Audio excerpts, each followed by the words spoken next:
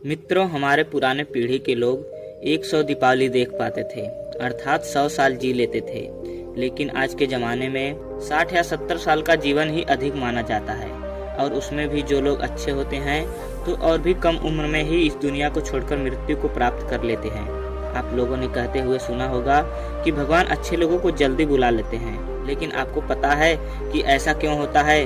क्यों दूसरों की भला करने वाले और अच्छे लोग बुरे और दुष्ट लोगों की तुलना में मृत्यु को जल्दी प्राप्त कर लेते हैं? आपने लोगों को यह भी कहते सुना होगा, इस भले इंसान को इतनी जल्दी मौत क्यों आ गई और वह दुष्ट पापी अभी तक मरता क्यों नहीं? क्या सच में ऐसा होता है? क्या सच में इसका कोई कारण है? अनेक ग्रंथों में इसके बारे में बताया गया है। आज के इस वीडियो में हम इन्हीं ग्रंथों के आधारों के माध्यम से इस प्रश्न का उत्तर ढूंढने की कोशिश करेंगे। इससे पहले कि आप कहानी में खो जाएं, तो जल्दी से चैनल को सब्सक्राइब करके बेल आइकन को प्रेस कर लीजिए। तो चलिए वीडियो शुरू करते हैं। गीता में भगवान श्री कृष्ण कहते हैं कि जिस व्यक्ति ने जन्म लिया है उसका मृत्यु अवश्य ही होगा, और हमारे सनातन धर्म में माना जाता है कि किसी व्यक्ति के जन्म से पहले ही यह तय हो जाता है कि उसका जन्म कहाँ होगा, उसके माता पिता कौन होंगे, उसका विवाह किसके साथ होगा, यहाँ तक कि ये भी तय होता है कि उसकी मृत्यु कहाँ और कब होगी। सभी धर्मों में मृत्यु को एक अटल सत्य माना गया है, और जिसने जन्म लिया है उसे एक न एक दिन मरना ही पड़ता है। किसी का जीवन या मृत्यु भगवान के हाथों में होता है। आपने सुना होगा कि जितनी चाबी भरी राम ने उतना चले खिलौना। हम वो खिलौना है जिसकी चाबी भगवान के हाथों में होती है, और सभी चीज उनकी इच्छा से ही होती है। हिंदू धर्म में मान्यता है कि भगवान हर अच्छे मनुष्य को किसी न किसी उद्देश्य के साथ ही इस मृत्यु लोक में भेजते हैं। जब वो उद्देश्य जल्दी पूरे हो जाते हैं तब भगवान उन्हें वापस बुला लेते हैं। अर्थात अच्छे लोगों की मृत्यु भी उनके अच्छे कर्मों पर निर्भर करती है। कलयुग के लक्षण में भी बताया गया है कि इस युग में पापी अधिक वर्ष तक जिएंगे और पुण्य आत्मा जल्दी इस लोक का त्याग कर देंगे। इसके अलावा आपको ये भी बता दूं कि जो लोग ये कहते हैं कि मरने के बाद इंसान खाली हाथ जाता है, उन्हें यह जान लेना चाहिए कि 3 चीजें ऐसी हैं जो मरने के बाद भी उसके साथ जाती हैं। एक है संचित कर्म, दूसरा है स्मृति, और तीसरी है जागृति। इसलिए आप अब किसी से ये मत कहना कि आप खाली हाथ आए थे और खाली हाथ जाएंगे। हमें कई बार लगता है कि कुछ भले लोग या हमारे परिजन थे जो अच्छे थे, कभी किसी का बुरा नहीं किया था, कभी किसी को सताया नहीं था, फिर भी भगवान ने उनको अपने पास इतनी जल्दी क्यों बुला लिया? उन्हें तो अच्छे कर्मों के बदले में ज्यादा जीना चाहिए था, तो भगवान ने ऐसा क्यों किया?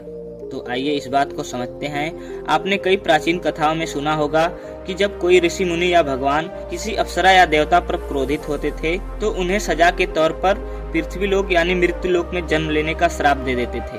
ये मृत्यु लोक दूसरे लोकों की तुलना में ऐसी भयानक और दुखदायक जगह है जहाँ सजा के तौर पर देवताओं और अप्सराओं को भेजा जाता था, और सजा मिलने पर वो देवता और अप्सरा गिड़गिड़ाते थे कि हे प्रभु, हमसे गलती हो गई, हमें माफ करें और हमारी सजा कम करें। यह मृत्यु लोक समस्त ब्रह्मांड में ना तो अच्छी जगह है और ना ही बुरी जगह है। आप इसे कर्म भूमि भी कह सकते हैं, और कर्मों के हिसाब से ही आपकी आगे की यात्रा तय होती है। जब हम जन्म लेकर यहाँ आते हैं तो हमें इस मृत्यु लोक की माया जाल और मोह माया घेर लेती है, और हमें यह मृत्यु लोक अच्छा लगने लगता है। हमें इस मृत्यु लोक और यहाँ रहने वाले लोगों के साथ मोह हो जाता है। हम इस मृत्यु लोक को छोड़कर नहीं जाना चाहते हैं, और हमारा कोई अपना इस लोक को छोड़कर चला जाता है तो हमें बहुत ही दुख होता है। जब किसी इंसान की मौत होती है तो वह जीव आत्मा यमराज के पास जाती है, और वहाँ उसके कर्मों का लेखा जोखा होता है। उसमें देखा जाता है कि वह जीवात्मा ने अच्छे कर्म किए हैं या बुरे कर्म किए हैं। अगर किसी जीवात्मा ने मृत्यु लोक में बहुत ही बुरे कर्म किए हैं, बहुत ही ज्यादा लोगों को सताया है, लूटा है, दुख पहुंचाया है, तो उसे दूसरे जन्म में उन्हीं के साथ हिसाब चुकता करना पड़ता है, और उसी कारण उस आत्मा को लंबा जीवन काल मिलता है। यदि जीवात्मा ने अच्छे कर्म किए हैं तो उसे अगले जन्म में कम सांसें दी जाती है। कई लोग कहते हैं कि अच्छे काम करने वाले को लंबा जीवन देना चाहिए और बुरे काम करने वालों को कम जीवन देना चाहिए, लेकिन भगवान ने जो व्यवस्था बनाई है वह सही है और उत्तम है, क्योंकि इस मृत्यु लोक में रहना और जीवन व्यतीत करना हमारा लक्ष्य नहीं है। हम जीव आत्माओं का तो अंतिम लक्ष्य परम पवित्र बनकर मोक्ष प्राप्त करना है और परमेश्वर का सानिध्य प्राप्त करना है। हर एक जन्म के साथ हमें अवसर मिलता है कि हम अपनी चेतना के स्तर को अच्छे काम करके ऊपर उठाएं, क्योंकि हम बुरे काम करते हैं तो हमारी चेतना का स्तर नीचे जाता है। और हमें हजारों और कई बार तो करोड़ों साल तक इस मृत्यु लोक में दुख झेलना पड़ता है। कहा जाता है कि एक जीवात्मा को 84 लाख बार इस संसार सागर के चक्कर काटने पड़ते हैं, तब जाकर उसे मोक्ष मिलता है। लेकिन जो जीवात्मा अच्छे हैं, भले काम करते हैं, वह जीवात्मा जल्द से जल्द शुद्धता प्राप्त कर कुछ ही जन्मों के बाद मोक्ष प्राप्त कर लेते हैं।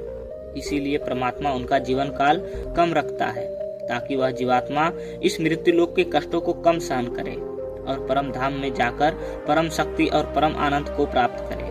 और जिस जीवात्मा ने मृत्यु लोक में बुरे काम किए हैं, उसे इस मृत्यु लोक की यातनाओं को ज्यादा समय तक सहना पड़ता है और कई हजारों लाखों जन्म के बाद ही उसकी आत्मा पवित्र होती है, तब जाकर उसे परम धाम की प्राप्ति होती है।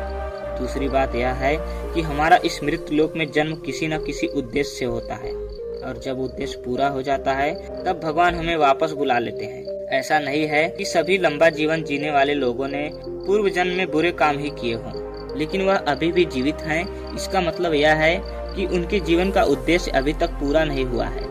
मित्रों, आप समझ गए होंगे कि अच्छे लोगों की मृत्यु जल्दी क्यों हो जाती है। तो हमारे जो भी प्रियजन थे और जिनकी मृत्यु जल्द ही हो गई हो, वह एक पवित्र आत्मा थे, और जितने दिनों तक हमने उनका सानिध्य प्राप्त किया वह हमारा सौभाग्य था। उनकी मृत्यु के बाद हमें प्रार्थना करनी चाहिए कि उनकी आत्मा जल्द से जल्द परम धाम को प्राप्त करे और परम शांति और परम आनंद को प्राप्त करे। यह जन्म मृत्यु का रहस्य कुछ ज्यादा ही गहरा होता है, जिसे देवता लोग भी नहीं समझ पाते। इसलिए मित्रों, आज से अपने जीवन को सार्थक बनाने के लिए गलत आदतों को छोड़कर अच्छे आदतों को अपनाएं और तपस्या में मन लगाएं, क्योंकि ईश्वर सर्वशक्तिमान है, वही हमारा बेड़ा पार कर सकता है। तो मित्रों, आज की यह वीडियो पसंद आई हो तो लाइक जरूर कीजिएगा और हमारे चैनल को सब्सक्राइब भी जरूर कीजिएगा। वीडियो पूरा देखने के लिए आपका बहुत बहुत धन्यवाद। मिलते हैं अगली वीडियो में, तब तक के लिए जय हिंद, वंदे मातरम।